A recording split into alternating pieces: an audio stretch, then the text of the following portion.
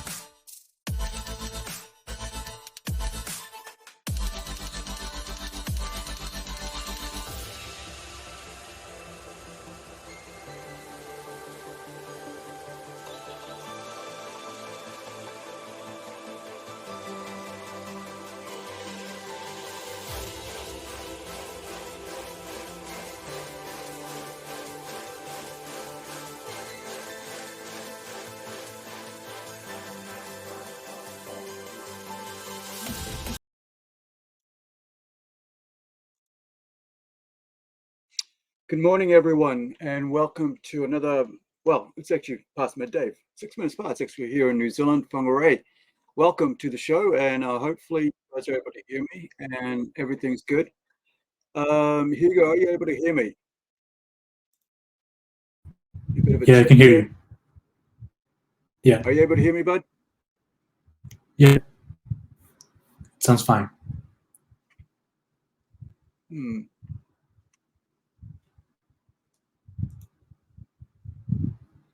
Can you hear me? Chuck something down in private chat. See if you're able to hear me or not. I'm not able to hear you.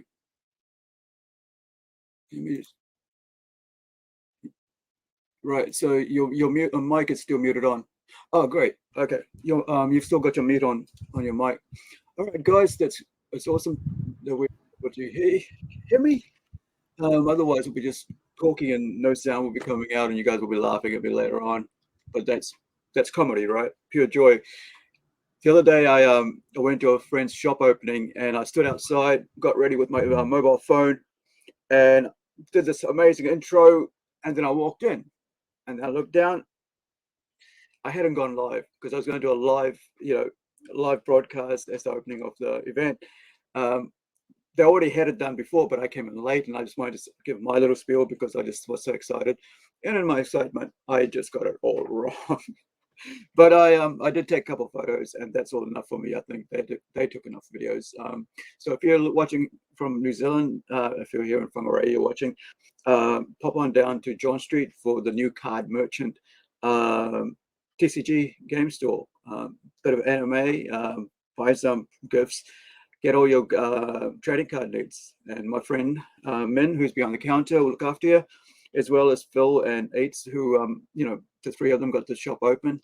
It's been a long dream of Eats to, and of course I'm sure the other two as well, to go into business for themselves. And that's basically like us here. Like we're creating stuff for for ourselves. I mean, we a lot of times people don't realize that when you're putting out a comic book, it's almost like a small business. You're putting together teams of people together. You'll get them to work, and you're trying to manage how it's going to fit in, what needs to be fixed on the way, and what doesn't, and what needs to be just left alone, and stuff like that. It's just like managing a small business, really. And because I have managed small business, I'm still managing a small business with a convention and a comic store. I understand what it's like to put out a comic book. And so when I talk to comic book creators and stuff, especially the indie ones, I understand where they're coming from, because they actually become de facto employers sometimes because they have this idea in their head and they wanted to make it happen, and so they have to bring together people, or people come to them, and or get or talent will be offered, and say, hey, look, I've got someone on our list that's really good, like we had with both Kevin and Hugo here on our Incredi-Girl. And it was like, okay, we got these two gentlemen, are interested in working. have a chat with them, see what you think, and have a look at their work and see what you think. And lo and behold, we've got Hugo here with us, hanging out, and you know, and just sitting in for us today. So you just guys know that our colorist is here.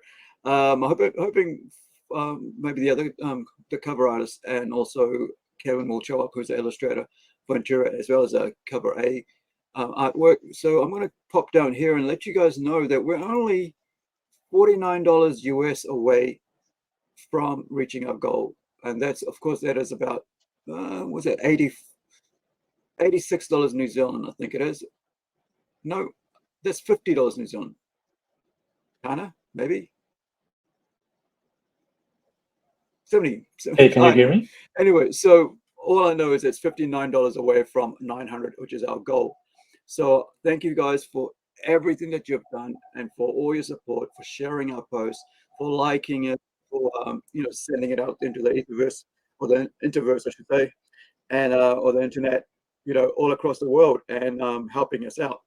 I want to thank all the groups that have allowed us to post on the group pages, and we've just joined. Like some of them I don't even know about until we started this. Also, our friends over in Australia, SK, there's one of the gentlemen over there in Australia who's a letterer, and I think he does a bit more than that in the comics side of things in Kickstarter with the Australian crowd. And when we got this started, I was invited to join them because we didn't actually have our own Kickstarter group here in New Zealand. And so I'm quite excited to be part of something a bit outside of just me sitting here, and talking to you guys. And now we're able to bring their people on, and their campaigns on that various creators themselves are part of there in Australia. And as you would have noticed that we brought in quite a few across on our PlungeCast page very recently this month. We kicked off this podcast and started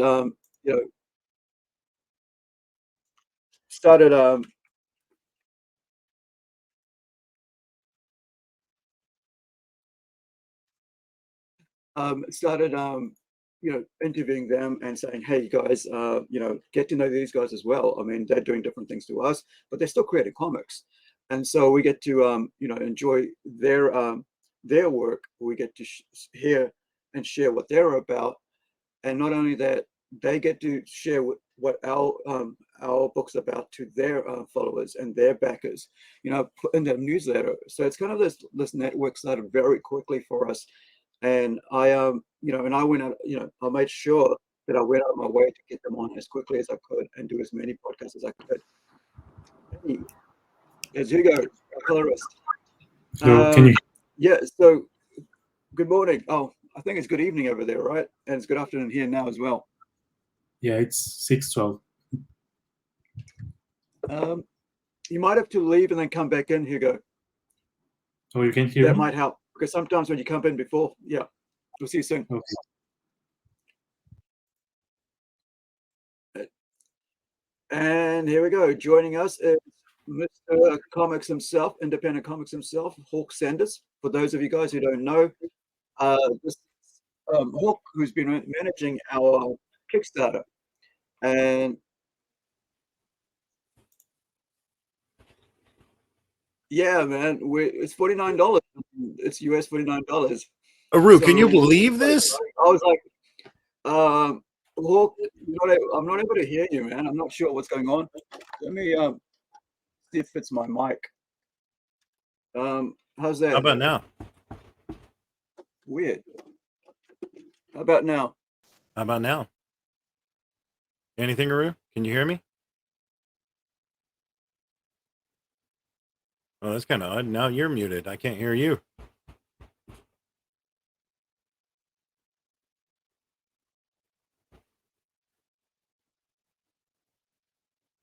Huh. How odd.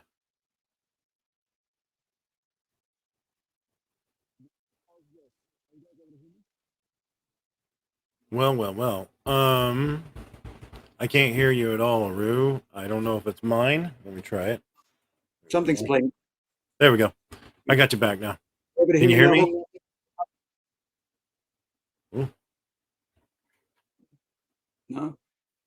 Yeah, I I mean, can you hear guys you couldn't hear now. me before, so I'm not sure what's going on. I can hear you now. Or can you hear me? My headphones. Give me a shout out if you can hear me I can hear in you. the chat, guys. Big Stu, can you put something in the chat to say that you can hear me, or if it's all good?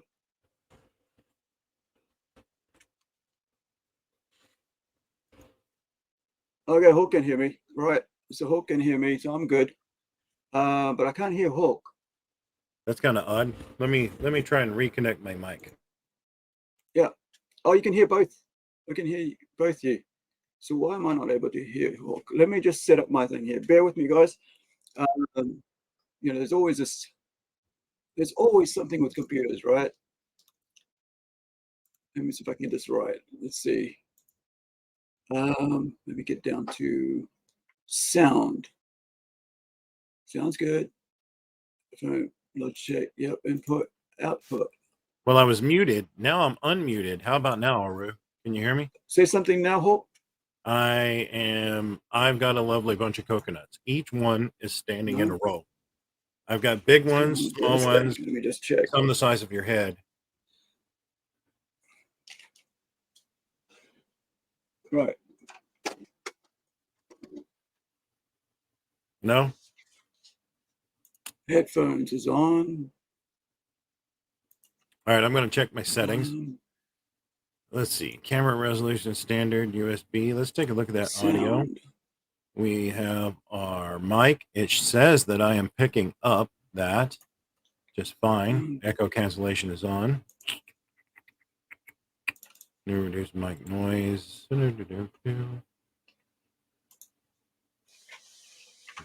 Default mic one. Let's try. Right. All right, let's try that one. How about now, Aru? Yeah. You can hear me now? I wonder why I'm not able to hear Hawke, but let me just check my side. Hawke, can you talk about the Incredi-Girl campaign while I figure something out? I can. I am trying to set it up. Can everyone hear me? We're having some difficulties here on this thing. But let me go back to my default mic. Hopefully this is clear for everybody. Okay. All right. So Hugo can hear me. Sorry. All right. Well, you know, I think it's pretty awesome, guys. If you on this Incredi-Girl Kickstarter campaign, we have 28 backers. We are at $851. We're only $49 away from our goal. 49. It's awesome. It's amazing. It's really good stuff. I'm excited for this. We are almost there. I could bust out in another song, but if you heard my, you know, I've got a bunch of lovely coconuts, then you probably will never want to hear me sing again. So I'm going to go in. We're going to take a look and see where we're at. Let's jump in there. Here we are. We're going to go take a look at at this. We are 94% complete. 94% complete. So that's an amazing set of things that just happened there. You know, and you know, as of last night we were recording, and Big Stu jumped in for that red diamond tier. He threw in for a red diamond tier. Natalia Aquino, which I'm assuming is related to Hugo, has jumped in there and pledged $37 for an A and B poster coming out of this. George has pledged for a cover as well. Thank you, George. You know, and Natalia, if I'm saying that correct. And of course, Big Stu for jumping in and knocking that out. And that puts us at 94%. We only have $49 to go with 70 hours left on the campaign. So it's gonna be you know, we're down to the wire, and you know, that is roughly just a few more subscribers on this, and we've got Incredi-Girl 1 funded, which is exciting. hopefully we can get that done pretty quick, and you know, move that forward. Okay. Awesome. Awesome. So I'm checking out our feed as we have lots of comments. So you're with this. You know, I'm pleased as punch. Awesome. I'm pleased as Yeah. Are you able to hear me now? Maru. Are you able to hear me now? Yes, I can hear you. Can you hear me?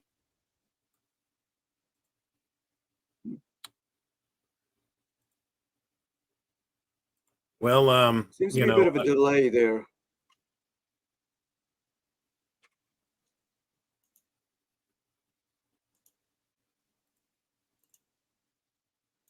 Okay.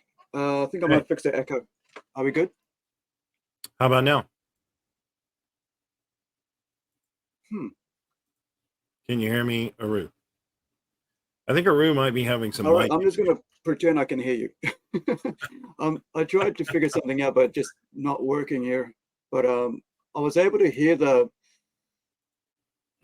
silliness of the YouTube channel, right? But I couldn't hear you. Well, I'm going to ask Aru what he thinks. And by of that I where mean, guys, the fact we that are at. I had another window open where I could hear the YouTube.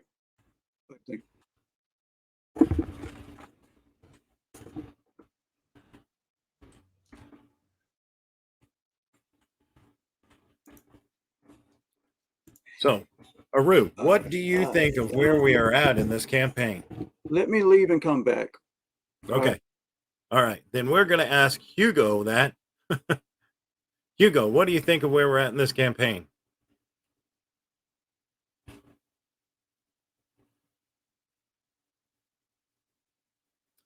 Well, oh, he says he can't talk right now. All right. All right. Well, you know, I just wanted to thank everyone for that's joined and was able to pledge to the campaign. I'm real excited as to where we're at. Hopefully, we'll have it all locked in. So, you know, and Aru, can you hear me now? Can you hear me? Hugo, can you hear me? Hello. I can hear you. Can you hear me? Hugo just saying Yeah, that I his can hear you. podcast Hugo, doesn't- go for it. Hugo, how do you feel about where we're at in this I've got campaign him. right now? I'm happy. It's coming down to the wire, but I believe we're gonna make it. It's my first Kickstarter campaign, so I'm happy to be a part of something that's gonna be most likely funded. So that's very exciting, and hopefully everybody that reads the book enjoys it as much as we enjoyed making. So this backer that's most likely related to you. Oh yeah, that's my mom. That's your mother? Okay. Yeah. Thank you, Mrs. Aquino. We appreciate your support. So Yeah, she wanted to have her own copy. That's right. That's and you know, so I'm super happy. Love the work you've been doing, Hugo. It looks beautiful. Hopefully all that training with me was everything that put the polish on shine on all of your work. It really wasn't. He was already good before he ever got to me, okay? So some of it. I still have some of your notes in my mind when I'm that you know, so that's where we're at there.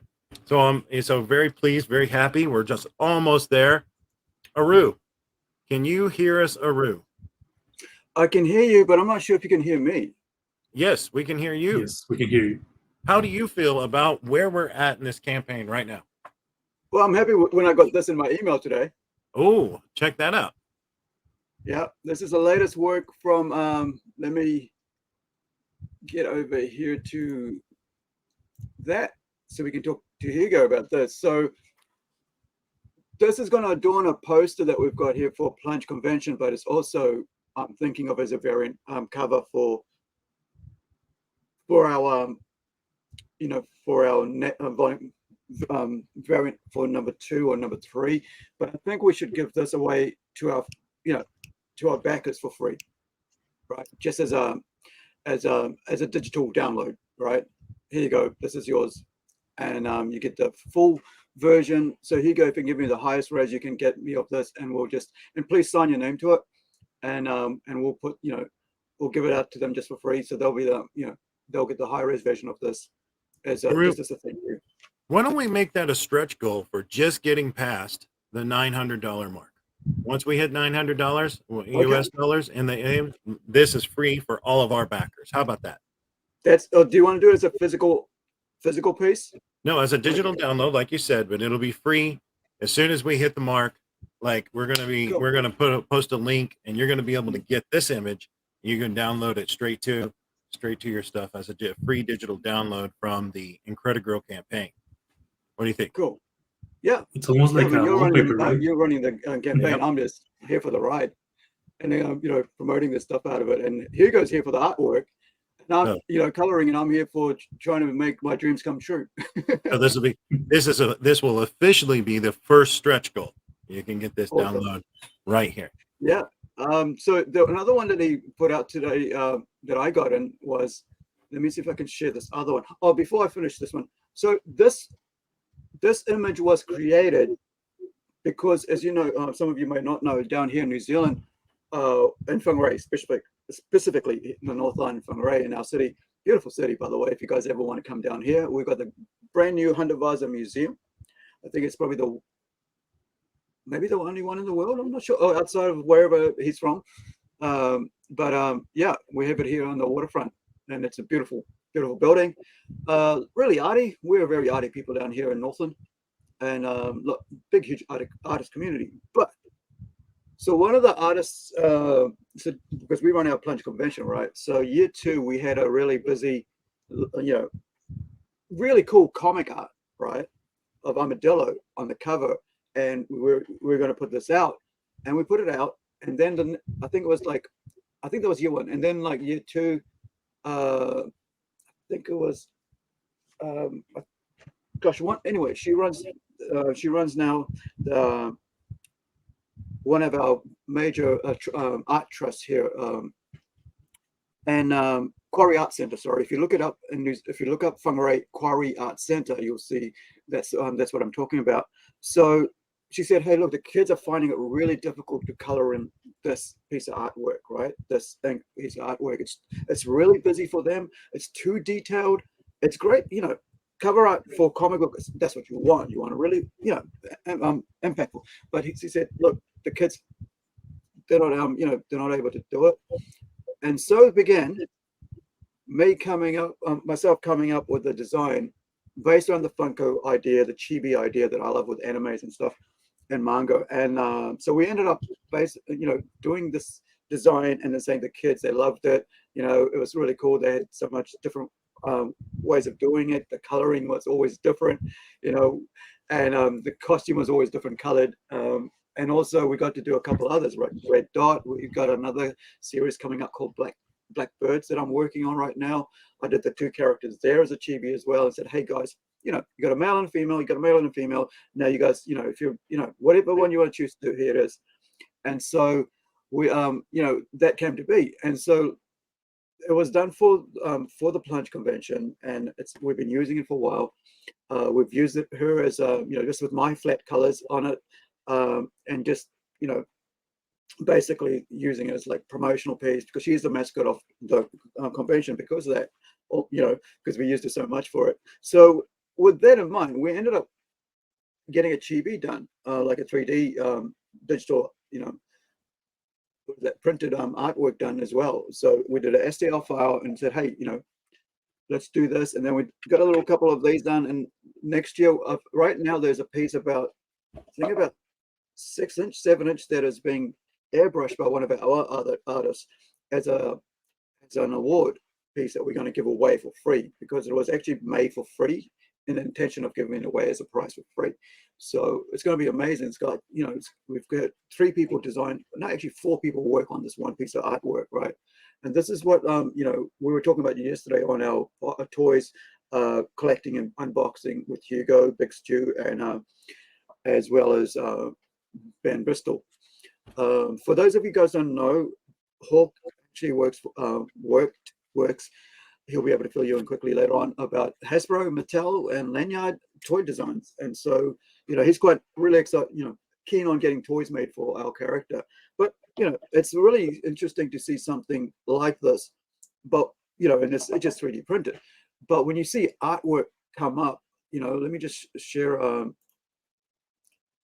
this other piece that we've got coming that I just received this morning as well. And it's this piece here, right? And this is the latest colored artwork.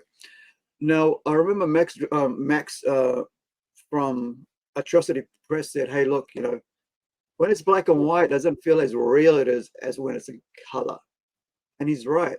When you see see the comic book, page that you wrote, that you scripted, that you came up with the idea of how people were going to be there, who's going to be in it, and then you send it over to your, to your illustrator, and he goes, let me get you up some, blue line work, and then on top of that, what do you think of this? And then comes back with the pencils, and I go, oh, okay, let's see if I, I'll put the lettering in the right places and send it back, and then he'll come back and goes, okay, if he needs to move anything, or if he doesn't, I'm usually the one who tries to move stuff. And it's the logos and the moving of the bubbles that I like to work on rather than try to move the artwork, because I think the artwork, you got to let the illustrator put his all into it. And but when you work as a team, you have all this talent pool, and you should be able to, and you should be smart enough and understanding enough to know that other people have more talents than you, right? I could have said, well, this is not how I want to see it. The first panel, no, I don't want, not that I ever thought of it, but I'm just saying as an example. I could say, oh yeah, this is not how I want to do it. Oh, and also this other bit here, on the side there, I don't want that to do. But when you have talented artists who can envision, vision words, visualize words on a page like this, like you see with directors, right? When they bring that character to life, or an actor who puts his whole soul into that act, that character, that fictional character, or even sometimes when it's a biography, right? When it's a real person they got to play.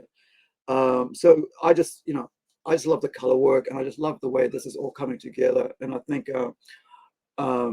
Hugo will be able to tell you more about this than I would. But when I look at the pages, I just get blown away each time, guys. I just really do. And I get impressed. I just want to, I don't even, I want to chuck it onto the page and go, okay, let's see where the bubbles, how does it overlook? Oh, this is great. Have it really enlarged and stuff. And, most of these artwork that we're showing you now is sometimes low res. And that's just so I can get in my email. Of course, at the end of the time, we're going to have Hugo's going to tell you that he's going to be sending high res images to us, to me, to get it sorted. I had to clear out my email this week because it just got too, I had to buy space otherwise. So I thought, okay, downloaded everything, uploaded everything to backed it all up to Dropbox, and we're good to go. Do you want to talk about this before Hawke takes over, or do you want to carry on, Hawke? Hugo? So it's so pretty, Hugo. I love this concept of this guy, with the orange sash on him, or actually, I think it's a girl, right, with the orange sash. It's a hoodie. Is it a hoodie? At the back there? Yeah, then in the background there, on the second panel, this kind of concept of where they wear these visors and the eyes are blank, so you can't tell the eye color of the assailant. That's kind of a cool concept. I really like that. And this looks great, Hugo. Thank you. Yeah, I'm glad you guys enjoyed it. Well, let's see if I can bring it over and so we can go a bit closer into it. How's that? Are you guys able to see that? What Hawke is talking about there? Do you want to continue with your comments there about the eyes? Yeah, I thought it's a really cool concept idea. That here you've got this force that's kind of invading, and when you ask, what do these characters look like? Oh, they were like 5'7", dark hair. What was their eye color? I don't know. Their eyes were white. Their eyes were just clear. There was no eyeballs in them. you know. Oh, okay. Well, you know, it kind of sounds like it's something made up. So having gear or tech that can kind of like, you know, remove your cornea and you know the all you see is just a white eyeball space. It's pretty cool. Mm. I like that idea. What Hey, page is this, Hugo? Can you repeat it? It got cut off. What page is this one? I'm trying to find it. So I believe it's page 5, maybe. page 5. No, it's I'm page just gonna- 6. Page 6. Okay, so right. So what I'm going to do is I'm going to share the script, so you guys can see what was actually written there compared to what you're seeing, right? Because I think sometimes it's really that when you see the what is it called, how the how the cookie is made. So let me share this. we're giving a total peek into the process. Yeah. Okay. Okay. Let me enlarge that so you can see that a bit more. Let's Are take you a able to look see at that what's clearly? underneath the hood. Yeah. Are you able to see the words all right there, guys? Yeah. Yep. Okay. Or do I need to enlarge it a bit more? Let me know. No, you're good. You're good. Okay. No, that's too much. All right. So let's bring it back down then. All right. Gotcha. Okay. So this is why I wanted to ask for what page we're on so I can show you this part. Right. So this is all that was given to as instruction because we'd already planned out how the setting was going to be, right, for the scene. If you're watching a movie, right, how it was going to set, and so you've got this whole, this is the dialogue at the top that we've only showed you the artwork, right? So that you saw, there's the first panel at the top, then you got the second one, and so on, and you got the third one, and you can see how, like, from that, it's like there's not much description on the first panel at all, right? So it just says interior continued. That's what the INT is for, and the CONT dot is continued. Male to teen, right? Hush, is that all you worry about, right? That lady is throwing fireballs at everyone, and you're worried about not making your trials, right?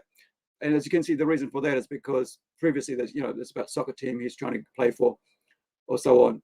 And so then you got manager door with fireball blast, right? And you can see that when you saw that little with a hand on door, and then you've got this one here, another piece of just art, no text, and then you've got that there. So I like sharing this because a lot of times people forget how hard, and not how hard, but how much effort goes into getting a team to get to work on a single page comic book. Because when you're doing it yourself, you know how you've got it all worked out in your head, you're going to plan it and stuff, it's all good. But when you bring an artist and a colorist across, especially when you bring a colorist across, it's just black and white. It's an open canvas. And because, like, I'll show you something here. Like, when we went right to the start, you kind of had all the setup here, this huge setup of what the whole setting was, right? Who the characters were.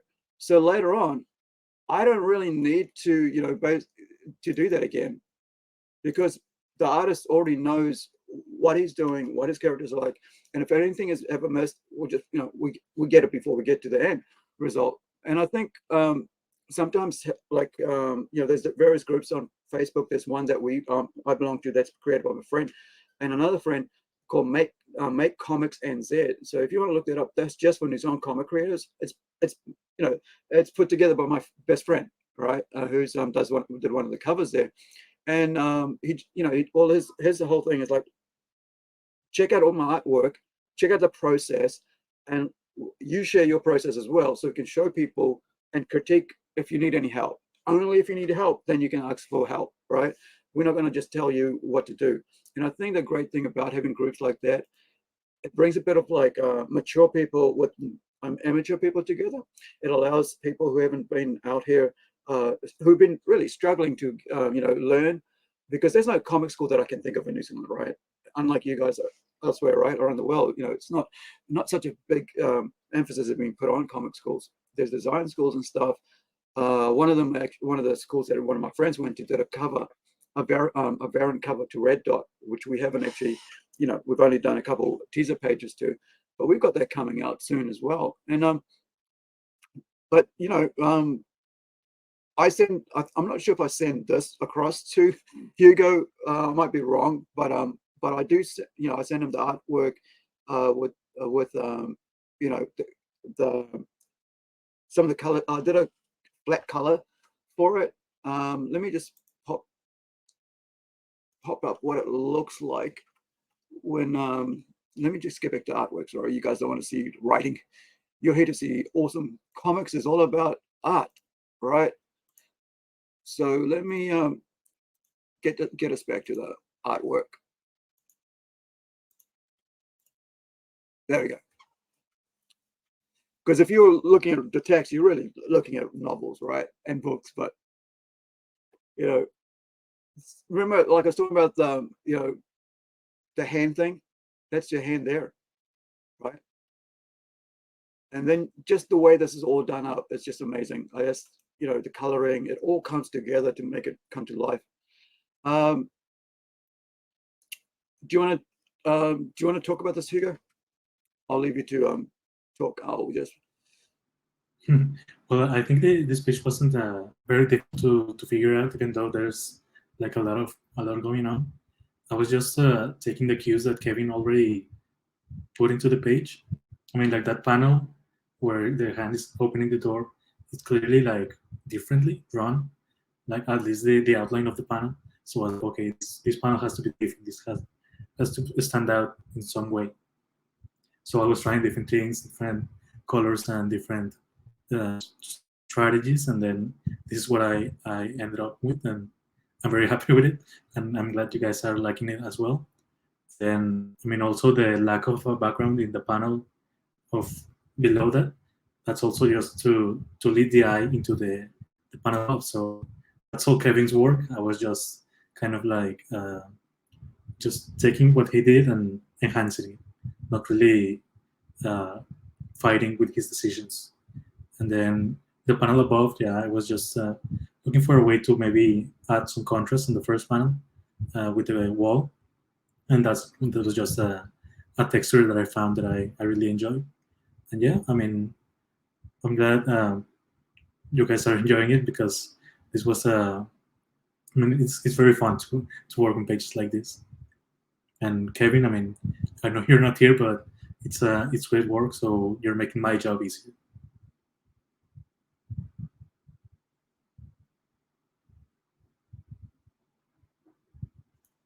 Hawke? I'm loving where this is headed. I love where it's going. I'm super pleased with how far we've gotten with this, and I'm so thankful for everyone that's backed this campaign. I know this is a Rue's baby. This is his project, and I'm here to try and help him get it done. So I'm just thrilled. I'm pleased as punch that we've gotten this far. Hugo is a great asset to this. The colors on top of the these wonderful pencils, makes a big difference. So I'm really thrilled that we've gotten this far. That this is wonderful setup. And obviously, it's a learning curve for us on Kickstarter campaigns, as we can see. And we're going to continue down that road, and hopefully we'll hopefully we can get there, and get this campaign and get it funded. So I think this is looking really nice. We talked a lot, Hugo, last night about that the page that what can you show that page, Aru? The one with the background, the red wash on it, the blood Right. red Okay. sky. Let me just pop over to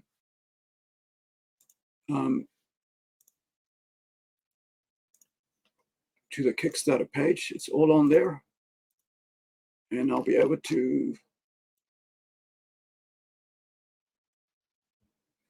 Was it on here, or did I move it over? Oops, no. I think it's on my Facebook. So what I'm going to do Let me just leave that there for a bit and have it go into my folder.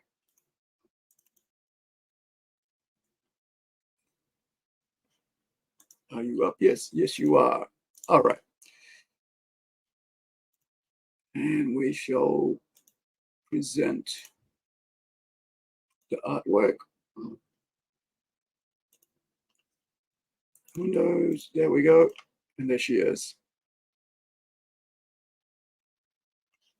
So when I was shown this, I was just blown away by this image. It's quite something else. I mean, it's I wasn't expecting you to do this, and the artwork that we've got on the campaign is pretty amazing. But when you turned in this, it wasn't anything what I expected. I was really blown away. Yeah.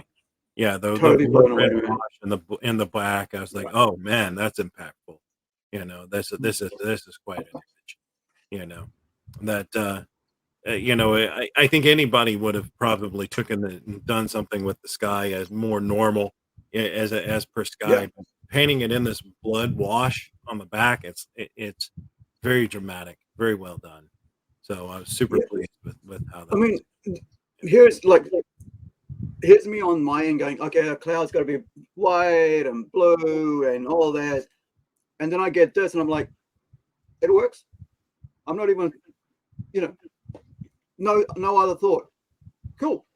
That was it. It was like, yeah, like there was, because usually if somebody, you're there going, oh, and they'll go, yeah, I don't want it that way. Then does that look like a cloud? But, I was, yeah, there was no qualms about why this should not be the way it is. It was just so good. It's like, bam, in your face, and you'd go, why did he choose that? And then you go, he did a good job.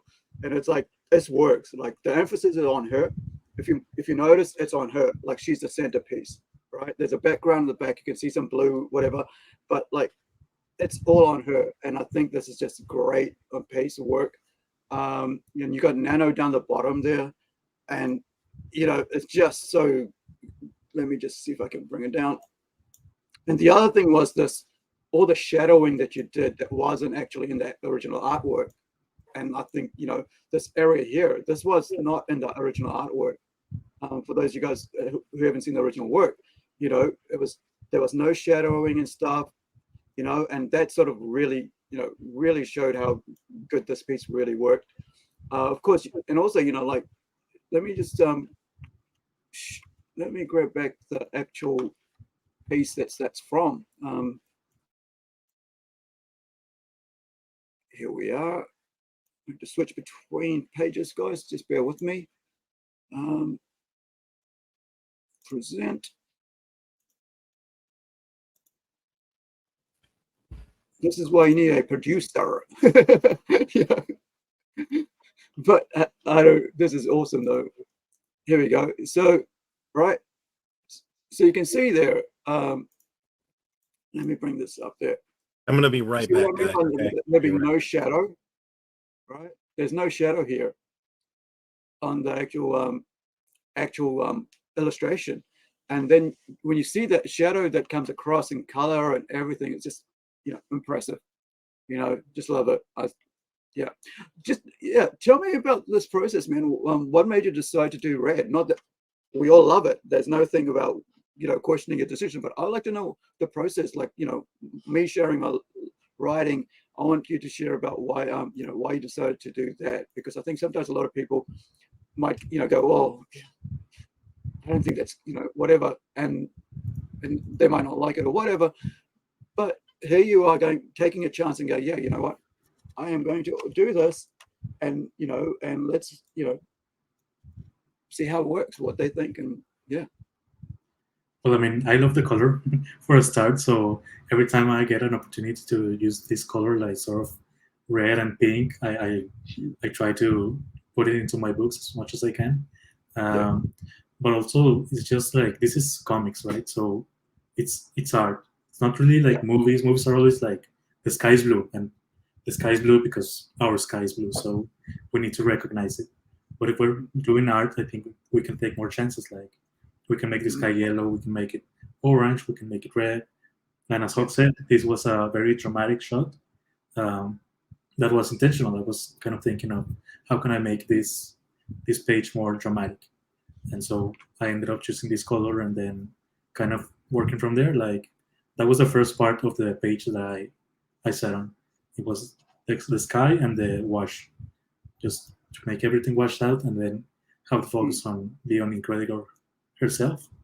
And yeah, I mean, that's sort of the process. I mean, from the beginning, I knew this was going to be something different. It couldn't be just the sky's blue and then there's white clouds in the sky. Like that's just we've shared some of their pages, and the sky looks like that because those are not very dramatic moments. Those are subtle moments. There's just conversations. But this has to make an impact on the reader, and I mean that's why I chose this color, and I'm very glad that you guys enjoyed it because yeah, it's definitely like a choice, and some people don't really enjoy going out of the norm too much, but I'm glad you guys are enjoying the choices I'm making. It's and you're 100% correct. It's comics, it's art, and you know that's what made it impress me was the fact that you know taking that opportunity to just you know to do this like the way you chose to do it is amazing. I think I'm just you know that's what I think why both Hawke and I got blown away by it because you know it was like when we had a long discussion yesterday with our guests you know about it. It's like yeah, there's not. This is the way it should be. Like, you know, there's no reason this should be any other color right now. You know, there's no way that this can be anything else apart from this. And it's just that page. It's just so impactful. There isn't, if I remember right, there isn't much text on this page. And so, you know, it's just, it'll grab you, you know, because I think that's the other thing about this. Let me just go down to the bottom of my script so I can see what's actually on there. Excuse me. Okay, I'm back. What did I miss? Right. So let me see what page. I love this. I love this. I kind of want a poster of this now at some point. You know what I mean? Yeah. Like I'd love to color this like again, you know, as kind of like a group shot of the characters and that kind of painting and that kind of blood saturated, you know, intensity. You know, I could definitely see that going that way. But maybe that's in the next campaign. We'll see. We got to get there yeah. first. I mean, we got 6 more campaigns, right? There's 6 issues coming out. And talking about which, last night I received, let me share. She's over there. What page is it? Let me see if I can, oh, there we are. The reason I'm doing that, there's about 2 screens over here on my left, like facing that way, so I can't see it. So I've got to, you know, turn around. Hold on. Get it. So, Stop the presses. Stop the presses. yeah. So we got. Hey, wait. We got something super wait, important to cover right now. Hold on, Rue. Hold on. Is it what I think you're saying it is? It is what we think you're saying it is. We have just met goal. We're there, guys. 100%. We got it. All right. Thank you very much. Thank you, all the backers. We did it. 100% right here on this podcast right now. We got it. 100%. We're there. I was in the middle of inviting our backers to this, and this is what I've done wrong throughout this, right? This is what I've done throughout this for myself, that I haven't asked our backers to come and join us and watch us on podcast. I've invited them to the podcast, right? You know, to come and watch it, but I haven't asked them to come and, you know, to actually be part of it. And so what I'm going to do here, and it's actually gone, let me see, where are we? We did it. Actually, Aru, then that means every backer gets that digital download that we just talked about earlier, because we just now hit it in this podcast right here. We just got 100% right there. Okay, let me grab our that. It's fire, baby. It's fire. All right, so there we are. We're $11 over our goal. Now, what I was trying to say was like we've been updating just about sending the video clips of us talking about the updates and stuff, calling up, you know, Hawke, you know, following and calling every, you know, reading out everybody's name and thanking them personally on here on our chat, but I haven't, you know, on our podcast, but I've never really said, hey, come and join us. Here's a link. Come and join us right in our link. So if you're out there, guys, our backers, right? You've just received a link. Hopefully you saw it in your email. Click on it. Come and join us, you know. Or if you're just watching, thank you for watching and thank you for supporting us. And, you know, I was what is that called when you are like smoking on it, like waiting for it to tick over and, you know, for the to reach a goal. And I did it all night, right? And even this morning at 5 o'clock was lettering the I think page 14 and 15 of issue 2, right? So I was still there going, and then I got tired and was, I might as well go to sleep. But here we are. We've reached our goal. And we did it. We did it. We did it. Big Stu. Thank you, man. You're one of them. You know, I also want to call it John Del Roz, right? I interviewed him on I think it was Monday or Sunday last week, or sometime this past week, right? And you can check out his interview. John Del Roz, he writes for Bounding into Comics, but he's also a professional indie comic creator as well. Indie comic creator, as well as he does novels, like fictional stories, sci-fi and stuff, and romance stuff. And so, yeah, he was on here. He brought in his whole Discord, you know, posted out there and said, hey guys, come and check it out. I'm on here. And they came in and they, you know, a couple of them put down some coin. And, you know, Stu came down, put it down yesterday. And of course, all our previous names, you know, did you already, because I was trying to fix my headphones, did you already call those names out again, Hawke? I did. I called them out a little earlier in the show. So we've got all those names. I got several people. Oh, I'm getting congratulations on the phone here as it's blowing across the phone. You know, so we're there. This is the time for celebration. Bust out the cake. While we're still live, you guys continue talking. I want to blast out some social media posts. So if I'll be watching in the background, and you guys can carry on talking. That's right. For anyone out there that was afraid we weren't going to make it, we're there. We're there. Now you can jump in and grab your copy of Incredi-Girl with confidence. We're over the line. Now we've got to create a book. We got to get it done. Well, actually, a book pretty much is done. Hugo's got all the work now, right? He's got lots of coloring to do. Yeah, I think I'll finish it by next week. Next week. Yeah. Another one right here on this podcast. You heard it right here. This book is going to be through colors by next week. Next week. We're on fire tonight. Fire. Yeah, this is awesome. Thank you guys, everybody who supported it. Thank you. Thank you, everybody. So grateful that we got this far. Thank you for Aru for seeing this through. This is his baby, his project. Obviously, we're not done. We've still got 69 hours to go. We got funded on the 69th hour. Huh. Interesting. This is PG friendly. Don't even smirk like that, guys. Come on now. Goal of USD target on Kickstarter. Okay. So I better mute myself. Hold on. So I'm very thankful. Again, thank you everybody for your pledge. Thank you for helping us get here. And you know, this is number 1 in the Incredi-Girl series, the Gathering of the Five. This is you know, and we're excited to get this out, get it completed, and get it into your hands. Yeah, I'm so excited. We're 100%. We're 100%.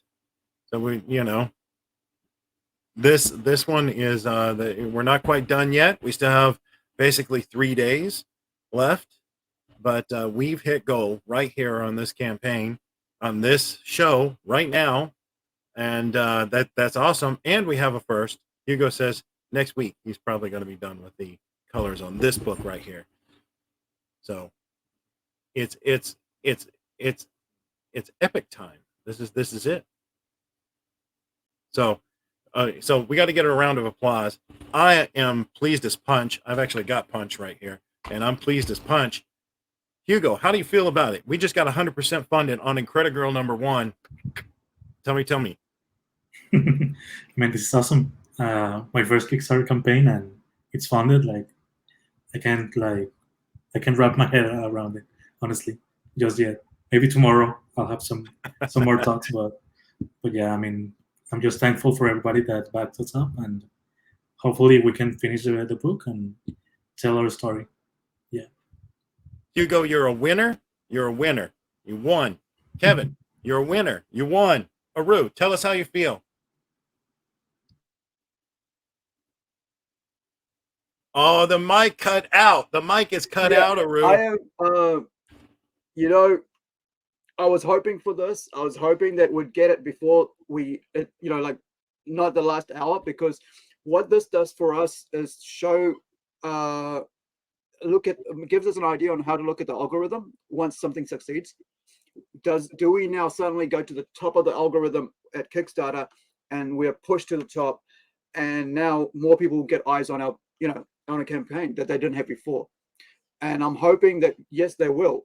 That it'll go to the top, and I'm not the only one from New Zealand who's done this, right?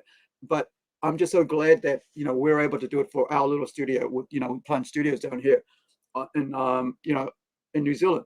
And we've been working at this for, I guess, since 2015. No, sorry, not 2018, when we set this up, the studio up, the Plunge convention up, the websites, the magazine. Talking about the magazine, check out Sunspot magazine. We were going to get that as one of our first campaigns. COVID hit. We didn't work it through. Didn't work out. But we have a digital campaign magazine with 40 pages of comic art, complete stories. Right? They're not like you got to wait for the next magazine to come out. So we got interviews from local, international artists, publishers, comic book people, cosplayers, translators of 40K. So, right, 40K is going to be a big thing. It's already a big thing. It's going to be an even bigger thing when Henry Cavill takes over the TV series. So we have an interview with Verena Pochon from Germany, who translates 40K novels into German or into English. I don't know which way it goes. I think it's German, right? From English to German. So she's interviewed there. And this was done way back in 2019 that we were going to start that magazine. So I'll put the link up later. I want to hit the Twitter, but I want to just thank you guys for supporting us. Like, really, seriously. This month has been like nail biting, as well as like long lack of sleep, like 4-hour day sleep sometimes, and some days no sleep. I'm used to that, but this month was really more, more or less like a sleep, like, waking up and doing a podcast, and just dropping out of bed, brushing teeth, jumping on here with a drink, and interviewing people from all over the world, right? And that's really helped us. But not only that, we've helped them as well, right? We've helped our friends on the Kickstarter indie comic scene. We've come out here and said, hey, look, jump in, I'll interview you, give me your time, and we'll promote you as much as we can. And you guys can use the videos we make to promote yourselves as well. And I think this whole scene, with the indie comic scene is what's going to change the industry. But of course, there's always going to be some people out there trying to cause problems. And our way of fixing this is for us to own up and try to fulfill our goal, our campaign, right? Now the hard thing now is to make sure that everybody gets their book, everybody gets their comic, everybody gets their variant covers, everybody gets their trading cards, right? Those who back, right, and also everyone who had something in this that they ticked off on as an add-on goal or whatever, they get their thing. And we've got it at February, right? Artwork, Hugo just said it should be finished by next week. But hey, look, I want to give them another couple of weeks just in case. So it doesn't matter, right? Things happen, man. Like, things seriously happen. Sometimes you can get sick. Sometimes you can, hurt yourself, or somebody in your family can get hurt. And that's happened to us while doing this campaign. We've had people get sick. We've had people fall down the stairs. We've had people getting stung, right? Going to infinite electric shock and stuff. So I want to make sure there's enough time for us not to force that. Now, Hawke wants to say something, so I'm going to let him. I definitely want to say, Aru, you're a winner. James Hill, you're a winner. You've just won the Kickstarter campaign right here, right now, And you know, James, well done. We also have Sean or Sheen. You know, you're a winner. And you know what I'm gonna do is, since we won this, I'm going to Disneyland. I expected someone to say that. No one was gonna say it, so I get to say it, right? Going to Disneyland. Like winning the Super Bowl right here. That's what it is. That's what it is. Yeah, it's our first campaign, and you know, to do it a couple of days ahead of finishing, like I just want to see the algorithm. I You want know, to see. well, we're not done. We've still got about 3 days, 69 hours Yeah. left. And we need to talk about some stretch goals now. Wait, Aru, throw that image back up that they're getting free in the mail right now. Throw that back up there. Give me 1 second, gentlemen. Everyone needs to see what they're going to get as a digital download, because we just passed the 100% mark. Let's show that.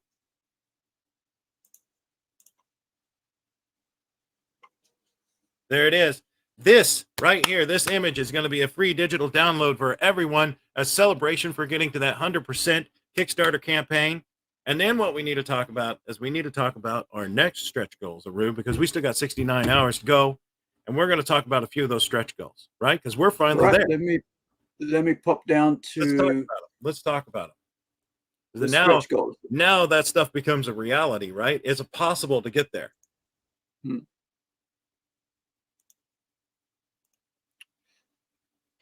Present, share screen, and we're shared. So this is all the stretch goals, right? Ooh, that shirt looks pretty good. Yeah, I want the shirt, to be honest. I really do. I think you should just print me out and send one to me. Okay. Even if we don't reach our goal. Because like, look, I'm always wearing pop culture shirts. Like I have over 100 t-shirts with different stuff on it. Like seriously, like this, like right, 3 rows this wide, like about 1.5 meters. I think it's 1.2 meter wide of just t-shirts, and about 30 deep, because I just wear t-shirts and long sleeves all the time. I've done it since I was a kid, since a teenager, and I love t-shirts. And man, you know, I designed the you know, this t-shirt. Of course, it's the artwork there is by James Hill. James Hill. James. Yeah, it's my colors, but it's James artwork. That's the Beastie brother himself. Yeah, you know, all our team should get one of these. All right. Anyway, so let's talk about those stretch goals, because that one's at 4K. What do they got coming up next? 1,300 Incredi-Girl black and white poster free. We need something in between there, Aru, because we had 900 to 13. You know, yeah. We need something somewhere around the, you know, somewhere around the, you know, $1,000. 1,100, maybe 1,100. 1,150, Yeah, something like that. we need something around the $1,100, you know, mark as a stretch goal for our wonderful people that have supported us. You know, we've got to get them something out there during, you know, around that, and they're around that point. I'm sure I can get Hugo to do something, or I'm not Hugo, sorry. I'll probably get Hugo on it to do the coloring, but I have an idea that I had Hugo do for that we're going to do for issue 2, like a variant cover for issue 2, which was a tribute cover to my favorite X-Men cover of all time, and it's one. I think it's 251 Uncanny X-Men. That's with that's a purple black cover with Wolverine on the cross, right? He's hung out on the cross, on the X cross, and so I've asked Hugo to do a cover for issue 2. Maybe he can pop up a pencil, maybe, if he's got enough time.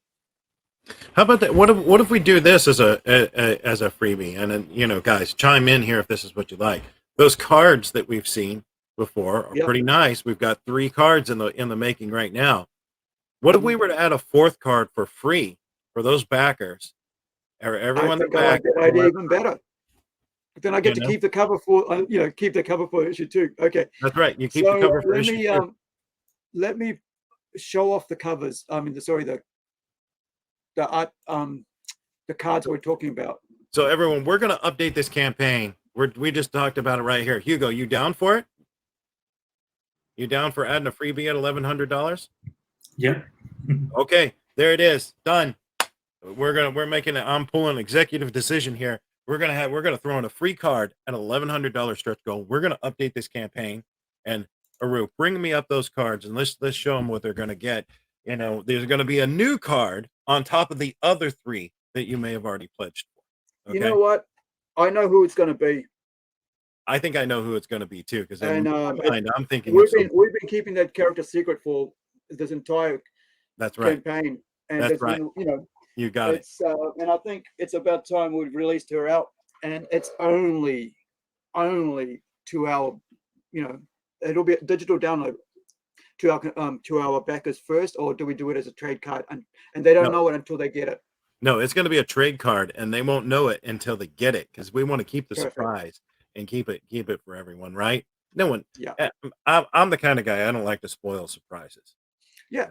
Yeah. I mean, like that's cool. I like that idea, because I think you know, there's got to be still some magic left.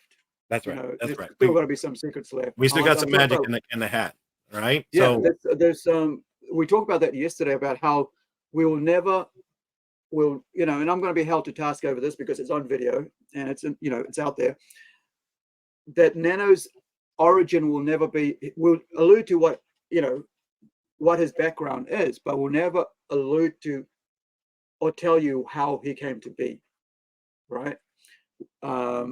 Because his origin story, there will be no, how did Nano become this Nano, right? How does this character become this way? And so that's something I'm holding off forever, as long as I can, for the secret of the book, you know, because we're creating a universe here, right? So I'm going to share some of our, let me just pop out of here. And so are we going to do that at 1,100, or are we going to do that at 1,050? And then do another one.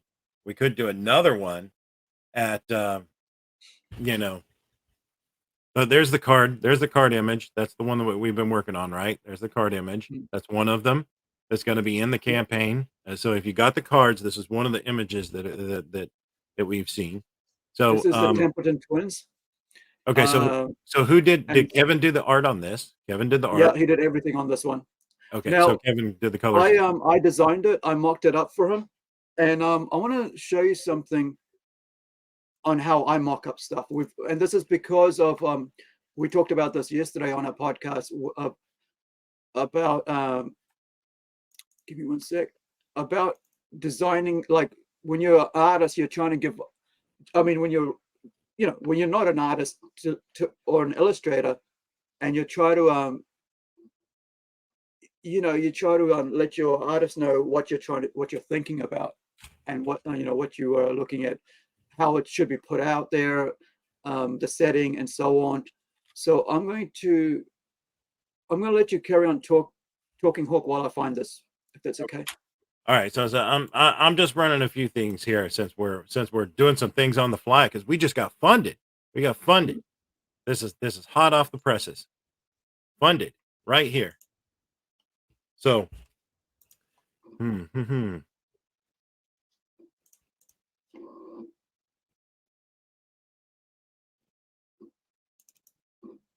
Okay. Wait, is it that one?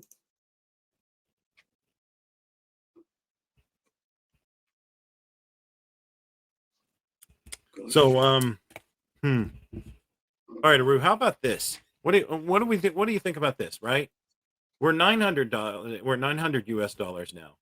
What if we get that there's a free card at 1,000 and another free card at 2,000, and then it brings us back to the 1,300 Incredi-Girl black and white poster. What do you think? Yeah. So two more cards. You can edit on the fly. I like that idea, because I think there's another character besides the one you're thinking of that could make that might need its own card in this series or set. Yeah. Hugo, do you want to share some of your artwork while Hawke talks about, sets up the Kickstarter for the cards? Okay, so Hugo, are you okay with that? Doing one at 1,000 and another at 2,000. We're going to give some free cards away to all of our backers. So all of those 30 people that have backed us, they're going to get some free cards for that. Okay, so there you go. I think that's going to be the final. I think we're going to give a free card away at 1,000. So we're a little ways away from that now. Right now we are at $911. So the next free card round would be basically $89 away. So we're only $89 away from the first stretch goal freebie, which will be a exclusive free card.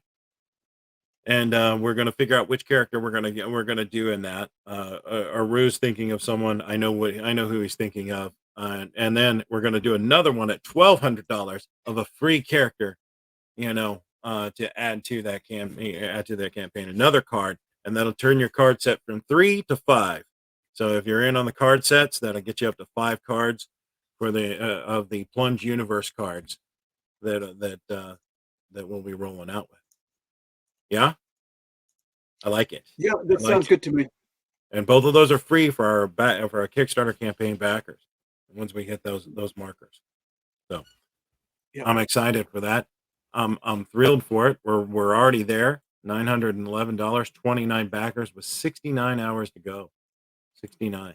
I better refresh this because it could have changed. Well, it's been about an hour, yeah. So I think we're about an hour. Thanks, Big Stu, for the congratulations from 1.21 gigawatts, comics and toys and nostalgia. You can find him on the web as well as his shop in Borger, Texas.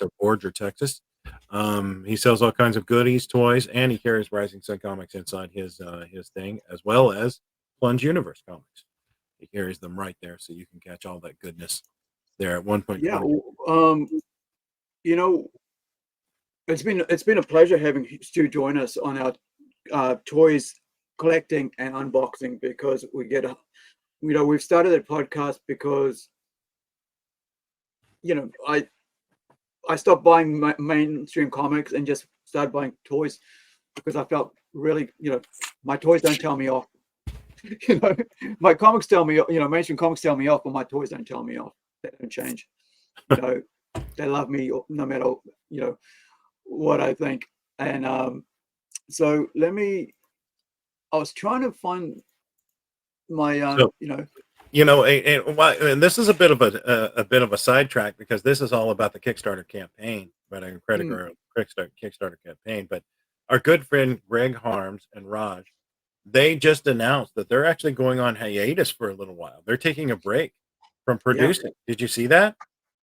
Yeah, I was going to have him on our podcast, but then he just kept saying, we're going to go on a break, so we won't be able to do something for you. So, tell us about that. I think that they've been at it for they've had several successful Kickstarter campaigns, and they're out to fulfill those, and they want to focus on making sure that their fans and their community is taken care of, and the people that are buying their books are taken care of.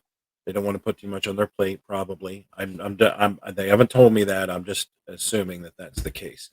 That they're just going to refocus a little bit while they work on some of their new stuff. As they're working, that's Third Empire Comics. You guys can look those up on the web and see everything they've got going on. So they've got Mojo Risen, I think, is one of their big selling books. They have several in the category. So I was a little shocked when I saw that come by. I was like, oh goodness. And I did reach out to Greg and make sure that he was okay, and that it wasn't anything, if I could help, then of course I want to help, if it's possible for me to. So okay. Yeah. So I finally found it. It turns out that I'd actually emailed it and don't have the original file that I mocked it up with. So we're talking about mocking up a character and how you want it set up and stuff. And this is me, trying to work out in my head the poses, like a fake gun in their hand, and saying this is what there'll be a gun here, but there'll be this, and then just leaving it up to Kevin to come up with whatever. You can say, well, it doesn't look like the way that I'm, that's not my thing. My thing is to just chuck it, collage it all together, which is something I learned from. Wait a second. Paul. Is this AI art? Hold on now. No. This is me Are you chopping certain? up. Are you certain this isn't AI art? No, this is me chopping up images and actual. If you can see the heads there of the, the head part there, that's actually Kevin's own artwork that I've popped up and sort of went. Let me just see if I can get it closer. That that's who I want looking like that. And then I designed the shields there, right? The magic shields. And then you can see over here, right? The guns, like, it's just on top. And, because I want the sisters, there's a difference in the characters, who the sisters are. So there's Mary and Martha, right? And they're the Templeton twins. And so you'll find that in this comic, especially in Incredi-Girl, there's a lot of twins. There's a reason for that, and it's one of the core things about this series is that why there's twins, and you'll figure it out as you go along. That's why it's been hard trying to not to tell stuff and put certain images out there and hide the images and whatever. But I want to share something really quick.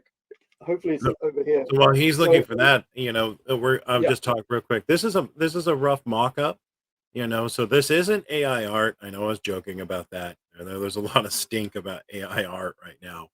A lot of artists are not too happy about that. I understand why. Yeah, a lot of it's it's questionable as a moral compass as to whether or not that's right. But this is mocked up in Photoshop. It's kind of thrown together to get a concept across, and which may help the artist to know what to draw. Sometimes when you open the page and you're staring at a blank sheet of paper and you don't know which way to go, this is at least a little heading for them to go in this direction. Okay, I kind of know what he's looking for.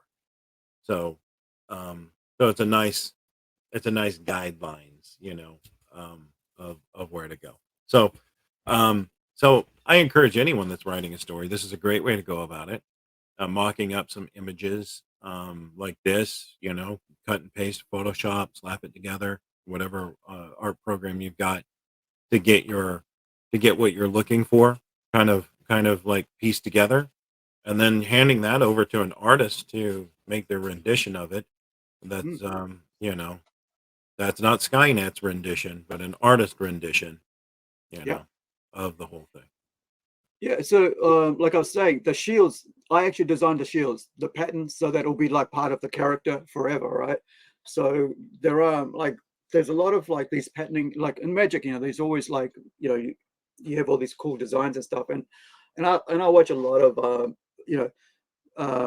Magic and isekai, as those of us who watch a lot of anime and manga and stuff, another world where there's magic happens and stuff. So I wanted to do a really cool design that we could use over and over again as a magic shield kind of thing, because these girls, the idea is that the gun's there for combat and the shield's there to protect, right? So it kind of brings that that whole fantasy element to the superhero genre for our comic book. So there's a lot of things happening.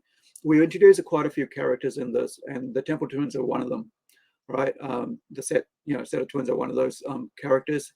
I'm not sure where I've taken in the next issue, but it's a setup for their own book in time, or it's a setup for maybe a backup story somewhere, a couple pages. But we have a comic book for mature readers coming out called Templeton Rise and Fall, as well as Templeton Torn, and we're halfway through that comic book right now. James Hill, as you saw his artwork before, he did our covers for us, and he's been doing covers all over the place for us because he's he's a great artist, and it's awesome. And but he's got his own book, and so that book's been delayed because of us getting his cover artwork done and stuff. And so I'm really grateful for Janice being able to just go, so stop, change, go back, stop, change, go back. And I just love to see the work that comes in. It's a horror supernatural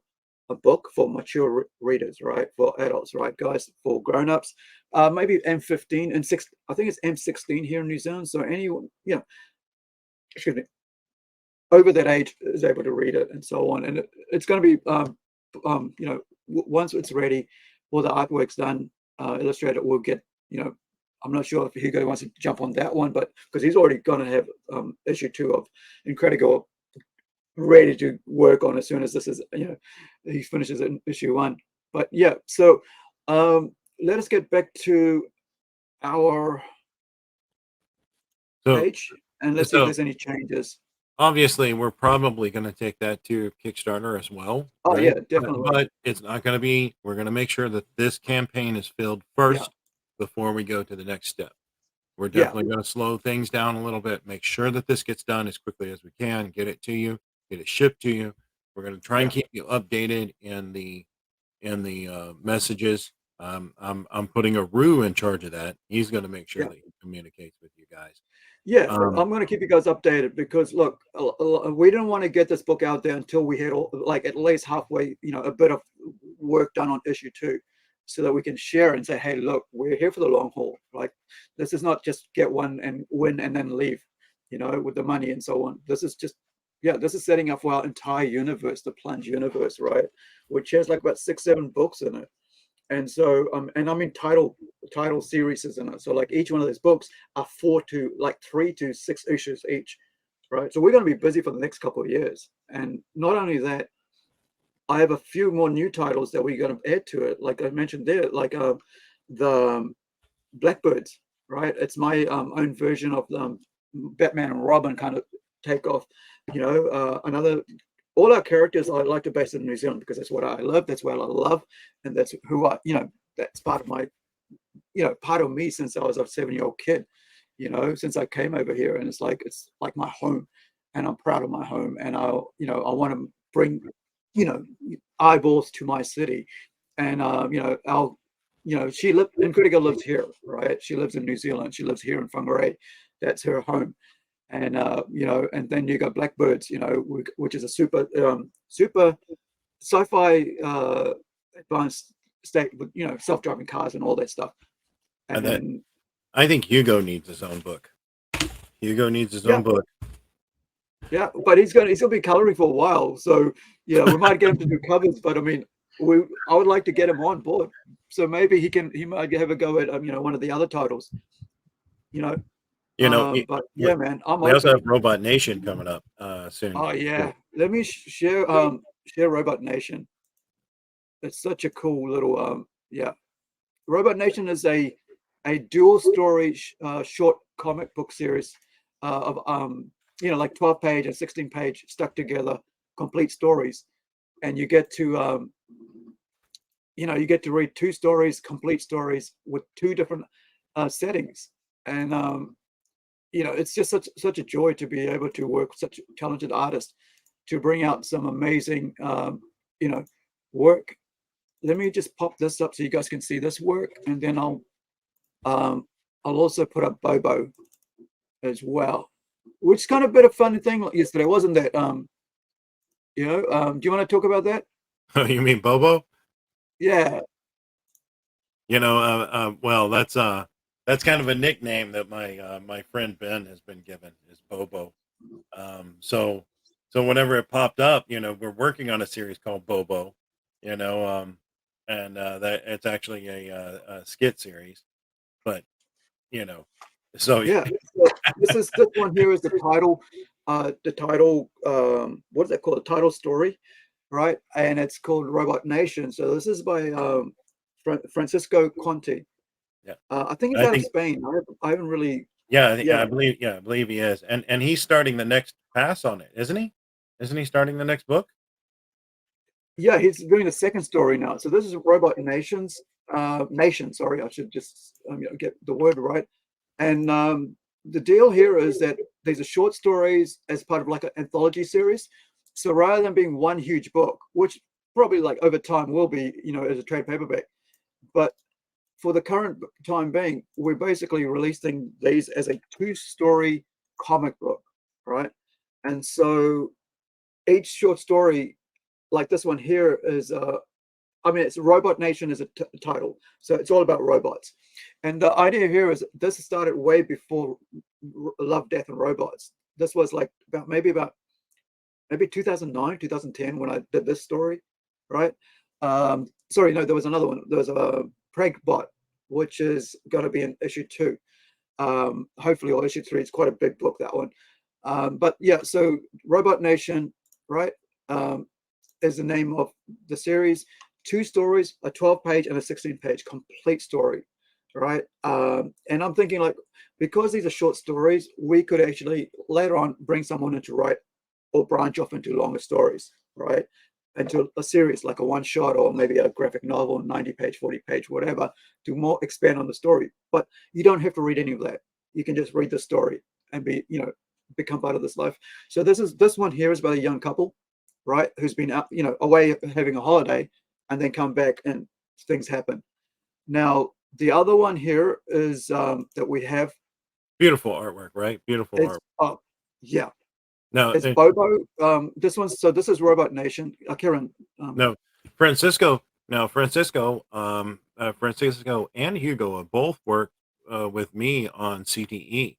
So if you've ever wondered about this, some of this artwork has been seen. You can catch some of their work there as well. With Rising Sun, is that they've worked on Cover the Enemy at different points. So. Yeah. So this is a second story. In that, it's a 16-page story. This is the trouble with Bobo. That's why I laughed yesterday, right? And it's about a young family in space, right? And I think this is Pluto. Maybe they're coming into land on Pluto. It's such, it's just such a joy, like having to, get such great work. And this one really reminds me of my 2000 comics when I was a kid growing up, right? And, now, is Francisco doing this one too? With the whole Robot Nation stuff, like 2000 AD, and I mean by Judge Dredd, right? Featuring Judge Dredd. So I didn't even think about it. The fact that I'm writing this story and doing this work and then realizing that this goes back to my childhood when I was a 7, 8-year-old kid living in Morewa, a little town up north, right? And a couple thousand people, and it's just being able to like bring this and make it a part of myself as well, like my childhood, and offer, like just, it's just such a joy. Like if you've ever seen a 2080 comic book, right? Let me get that off Hugo's face. 2080 comic book, you see the European art style, the English art style, the amazing detail that they put in, right? And it's just so cool. I can't show you much more from these works because they're short stories. So any page you give up, you show might give up the story and be a huge major spoiler. But look at the detail. It's just such a. This is where they come into land, and there's Franco Conti signature. It's just, yeah. And I said to him, I'd love to have this as a, this here as a cover art. It's just so impactful. And he's like a rock star. That's yeah. I expect to hear him trashing hotel rooms and all kinds of crazy nonsense next. Yeah, but. I've got him for 2. We had him actually come in to work on something else, but he, we were in discussions with him, realized that that's not his passion. So I thought, okay, you know what? Maybe I'll change something. And I actually hadn't written, like Robot Nation hadn't even been completed the script, and I offered it to him, and he goes, yeah, And I want to talk about that, Aru, while we're talking about that, right? Because I said the same thing to Hugo whenever he came in. And I said the same thing to everybody whenever they came in. And as editor and on this, I want you to be passionate about what you're working on. I want you to be enthralled with it. I want your best work possible that you can give me. Yes, we have to train. Yes, you need to know the process. Yes, if you're untrained, I have to train you. That is, that's a lot of times what happens is that we have to train. But I want you to work on the stuff that you're really interested in, that you really are passionate about. So I always ask that question, and I tell my editors to do the same thing. Please ask them what they want to work on. Try and find out what they're really passionate about, because you're going to get better artwork out of them. They're going to be more engaged. Yeah. They're going to be happier about what they're doing. They're going to stick with the process. They're going to hold to. So, and I think that was part of Francisco. We found out that he didn't really care for what we had him on, and he was more interested in sci-fi and like all of that stuff. So here he is, and moving him over to this kind of series and book, and you can see he just excels. It's just like he probably did this all in one pass, I'm guessing. Yeah. It's just a joy. That's it. Like, if you really enjoy something, you will put it 100,000% into it. Right? If you're passionate about something, you will put every ounce of your energy into it. You won't worry about sleepless nights. You won't worry about, not getting, having to give up something else to do it. Right. And this is the thing. Like, if you find that one artist that you gel with, you want to keep them around forever, because then you're going to say, I need to create some more stuff to actually give it to. And I've been doing that. Like, this is like the second story, but I actually had to remove another story to give him this story, because we had another one called it just started getting bigger and bigger. And like I mentioned, Pragbot is a friggin' graphic novel, like 90 page. And then I was doing and out of that came out Temple. I think it was, this robot retrieval company or something like that, cyber group. And out of that, I was able to give this husband and wife team of characters, and I was like, this is getting bigger and bigger. So you know what? Not now. That was the same situation. Sorry. That was the same situation with James Hill, wasn't it? James, whenever James came in, he wanted to. I had him on a different project, and he really wasn't into that. That's not really where his wheelhouse was at. But he really liked kind of more, more darker things he wanted to work on. So, getting him to the right spot so that he could really sing and go for it. I had him working on a series that I don't know will ever come out, and it's a terrible, terrible thing, but he was working on it for quite a while. We had finished 5 books. I think we finished 5 books before it crumbled to pieces. But who knows? Maybe it'll come back. Maybe you'll get to see some of that early work. That's kind of a tragedy in this whole thing. It usually doesn't happen too often, but when it does, for 5 books just to push them off, and it's not good. But so this is Templeton, right? So this is the one we're talking about here, that we've got him. We had to get him to stop working so he could go in and do the covers. But this is his book. Like, it's a 6-issue series, mini-series. This is like, we've already written a second graphic novel. We've already written a one that comes after this, and actually got the artwork with Constantino Petrosalis out there in over there in Estonia. So he's in the digital. We're going to release that as a digital comic, but we held off on that. It's already completed, but we held off on releasing that until this one came out, because then we get the timeline a bit better. So this is Templeton Horizon 4, and he really is enjoying himself on this work. You can see it. It's just such a cool the detail work, just like let me just pop over to just the amount of detail work that goes into this. This is just the pencils, right?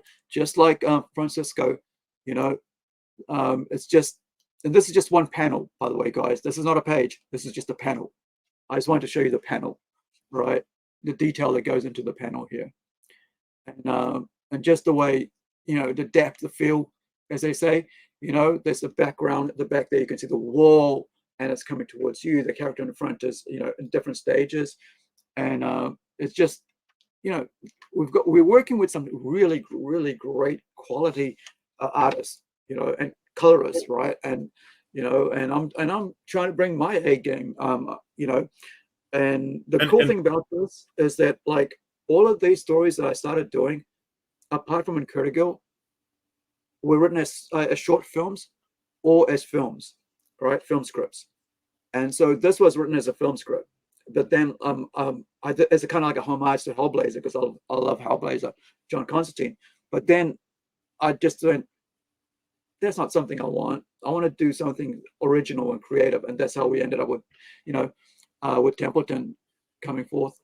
Speaking of great talent, Greg Harms just popped in and gave us a like on that right there. We've, you know, if he wasn't so busy on his own books, I'd say he's got to come over and get some Rising Sun, you know, so we can get him hooked up on this side, him and Raj. But yeah. But is Greg a artist or is he a writer? He's a penciler and an inker, you know, and maybe you know, he could come and hang out and maybe do some shorts for us. You know, that about you the know, 12 pages or something. Well, there's always a cross pollination there. You're gonna have to see how busy he is, you know. But you know, Scotty Watson is back in the roundup. He's getting back on pencils. I've been talking to Scotty for a little bit now. That's a Red-Handed Studios. You know, he's ready to jump back into the game. He's got me working on a couple things that'll get him back into the game and moving again. So he's been working on a few things for Rising Sun overall. Rising Sun has a lot of talent. We got a lot of people working with us. I mean, since we're talking about Rising Sun, why don't we put Rising Sun on the screen so people understand, you know, get understanding of what we're talking about without, you know, without not seeing that what we're talking about. So take it away. You know, actually, you know, let's go to the shop. Let's go to the shop. These scrollers are wonderful, you know, and here's one done by Bert. This one right here, Alexa and Ruthless. This one hasn't taken off yet, but this is a really good story. This is a very sci-fi, you know, kind of steampunk element that by Bert Vick. You know, I expected that one to kind of catch fire and roll, you know, and it would be one that everyone really excited about, but it hasn't really hit there yet. Maybe the process here is to actually get these guys on the podcast talking. We'll get them on. We'll get them on. We're gonna get Bert on. Just because your work is out there, and I've realized this, just because your work is out there, right? Just because your work is out there doesn't mean everybody knows about it. That's right. Right. That's right. But you need to front up to your books. If you got some work out there, you need to front up to it, and you need to get on to podcasts and start talking about it. You need to get out of like the comic book side of things and into the mainstream like discussions and stuff, which is a podcast and right there. We'll get Bert on here. We're their publisher. Rising Sun's their publisher, so we'll get them on here and we're going to talk about it. We're going to talk about it as it goes. You know, we're going to get we can get all of these people on here and discuss. Catalina is another one that's going on. Grafendeer. These are all books that come out by Rising Sun. There's so many people that have jumped in. So here you can see that we have a ton of books. You can go on and order them straight off of our website. You can go to the stores in which we're located at and pick them up there. You know, and you can kind of jump in. This one by Wayne Sanders. He's done quite a bit. I believe most of his are black and white, but you know they're good stories. Alexa and Ruthless is there's number 1. This is a steampunk. Yeah. So this is a great book. I mean, the artwork on this is magic. Oh yeah, it's absolutely gorgeous. I need, these guys need to reach out. I think I'll get Bert. Bert's been trying to call me a little bit, so we get him on there. Bert Vick, we're gonna get him on here. We're gonna chat it up. If there's, if these great books are out there, it's gonna just sit there until somebody knows about it, right? Until somebody starts talking about it. And so, why not come on here and talk about it? So here's the thing. So each year for the last 5 years, we've been doing Plunge Convention. It takes 3 years, almost like 3 to 4 months out of my life each year. So next year, I decided to take a break, and I decided, I'm going to just take a year off, and 18 months or 15 months off, and just concentrate on doing this. and just letting people know what's out there in the indie comic scene, right?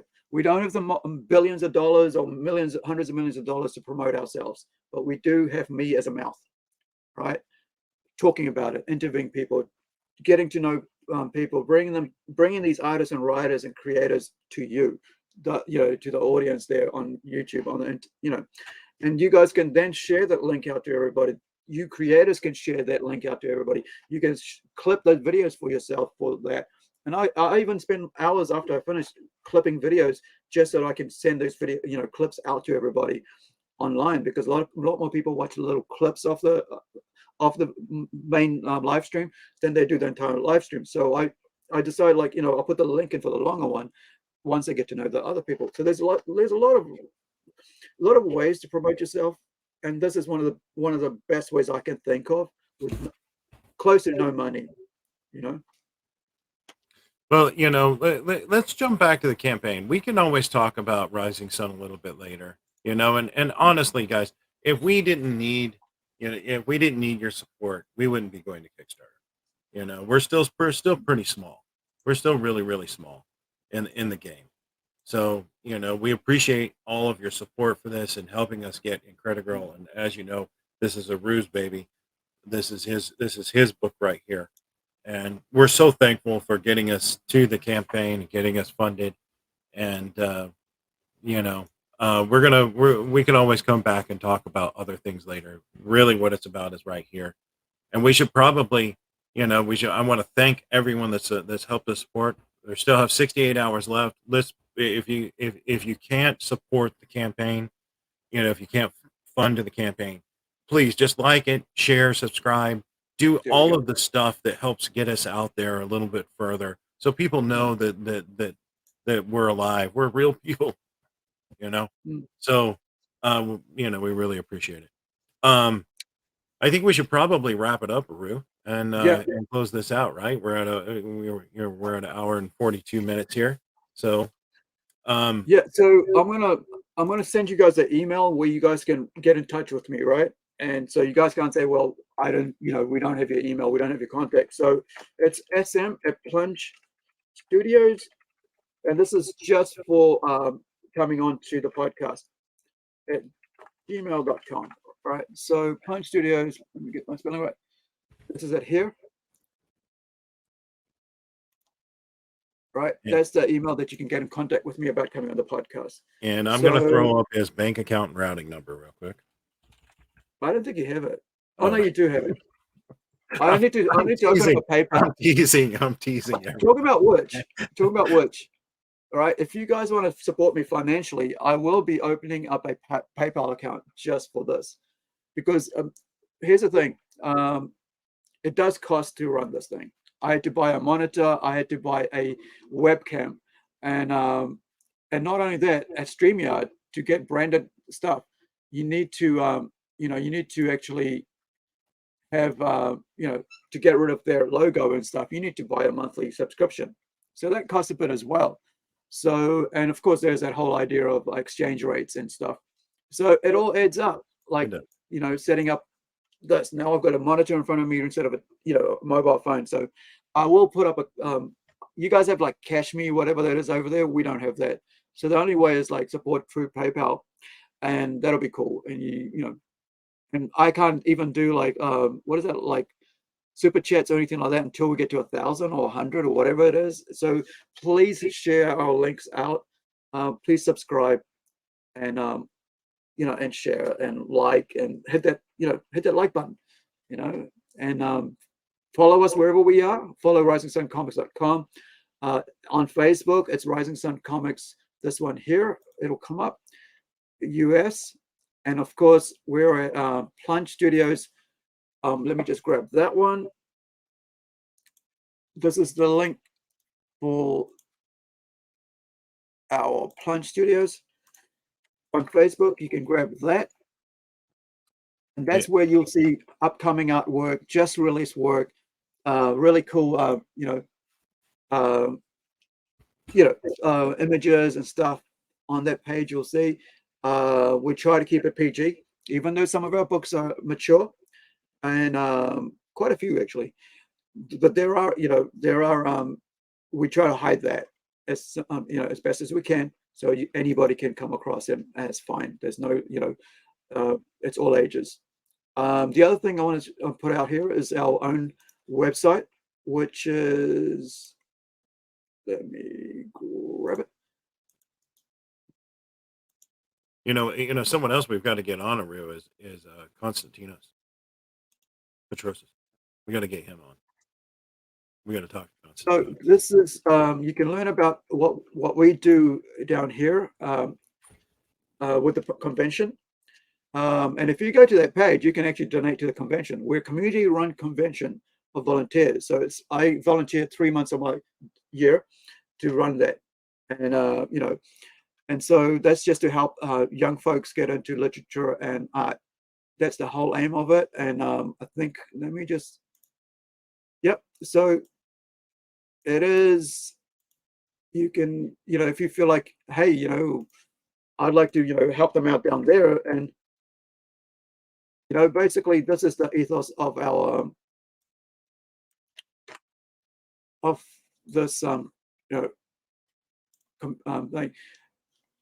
Where are we? So promoting art and literature through pop culture, right? It's a volunteer-run initiative from Plunge New Zealand, which is, me, and and our team of volunteers and stuff, and just running our different areas. So we try to do as much as we can with as little as we have, right? But at the end of the day, we can use as much as help as we can. So if you're interested, you can directly pop a couple couple coin, couple cents in there, whatever, a couple bucks in there to help us out. Now that stays with the convention, right? It doesn't pop over to Plunge Studios, and that's one thing that's very important to me, that we don't cross. Even though the company is Plunge Enterprises, that each has their own money, each has their own little area that they take care of. There's no, so if I'm using here, if I'm promoting something, the comic book, the money that for the comic book goes to the comic book, right, studio, and doesn't go to Plunge Convention. So it is hard work. We've been doing it for 5 years. We've got another one coming up on September 16th. This is the first time we've moved out of our city, and we're moving up north, which is like about an hour and a half drive up north, maybe even 2, depending how slow you go. But yeah, so we're there now. I'm just going to pop up the screen so you guys can actually see, what I mean by what we do there. And it's like such a, you don't know what the achievements you've made when you're in the thick of it, right? But when you're out here doing the work, and it's you don't see the fruit of it right away, but you get to see the fruit later on over time.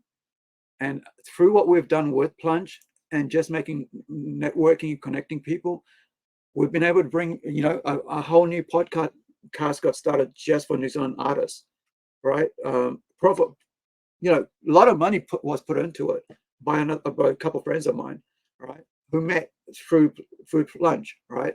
They're called Northland Artists Conversations, right? And so that's Mike and Andrew and a couple of others over there.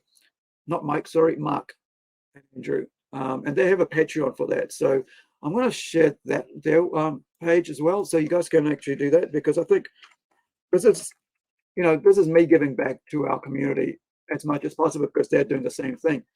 And we're on, I think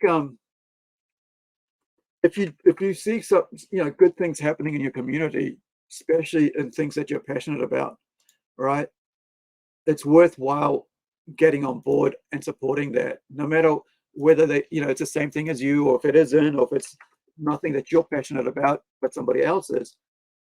This is their page here, all right? And I'll bring up, and we're finishing here. We've got about another 10 minutes. I want to close off in about 10 minutes, Hawke, if that's okay. And I'll just share some of these ones out here. So let me see if you've got a clip here. And I just want to let you know that I was one of the first ones on there. I mean, not the first ones, but I was asked to be the first one, but I missed out being the first. But these guys are amazing. They really, are awesome. And let me just switch over to their page. Give me one sec.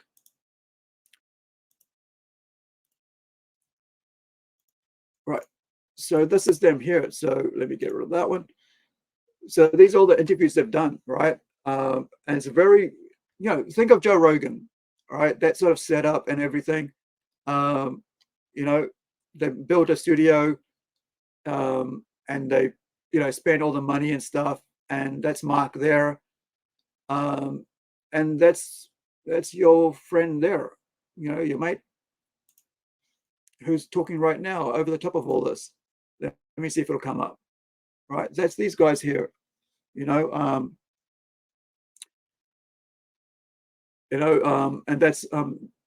that's Mark, Big Mark there, and then there's Andrew there with the beanie. They're just talking about what's going on and stuff. They do a little sit down after the interview's been over, and they discuss what's been talked about. But yeah, I mean, they're really professional, and I like the way they've got it all set up. And like I said, they came out of Plunge Enterprises, out of the convention. And also, we talked about yesterday on the toy thing, about, where are we? Let me just find this one. It is Card Merchant. This is another business that came out of something that was part of me back in the day, right? As a comic shop owner. And this is, let me find it. Right. This is a brand new business opened up this week, on Thursday, and it's today's Saturday, so it'll be a packed house. Right? Yeah, it's Saturday today. It's 2:00. There'll be a packed house, gaming and everything, trading card games and stuff. The lady there with the glasses, that's Lynette. She helped me work on the cosplay side of things with Incredi-Girl. She actually has done cosplay as Incredi-Girl, and we worked together on the new design of a costume with the white over here and so on, and on white shoes and stuff like that. Redesigned the costume, I think it was last year, before when we went to get Hugo, Kevin and Hugo involved with the new costume, coming on to do the new artwork. So yeah, so thank you for joining us. I really appreciate it. And if you're in Whangarei, check out Card Merchant Whangarei down John Street, and also check out Northern Artist Talks on YouTube if you want to, actual, professional artists. These are like, fine arts people. And of course, join us here. Yes, I wanted to thank everyone for pledging to the Incredi-Girl Kickstarter campaign. Please try and get it out there a little bit more. We still have about 68 hours to go, so let's try and spread that word. If you're a little hesitant about jumping into the campaign, you no longer need to be hesitant. Like, we're 100% funded. Now's your chance to jump in and make sure you get a copy of that.